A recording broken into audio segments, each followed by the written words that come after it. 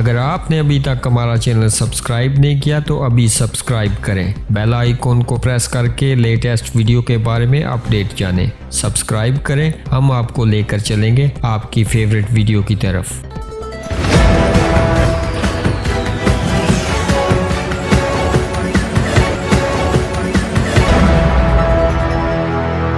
चितरपड़ी तेज रफ्तार कार हादसे का शिकार, सवार शदीद जख्मी, गाड़ी मुकम्मल तबाह। मीरपुर से मंगला की जानब जाते हुए टूडी कार चितरपड़ी चुंगी के करीब हादसे का शिकार हो गई। हादसे के बायस गाड़ी में सवार फैमिली शदीद जख्मी हो गई।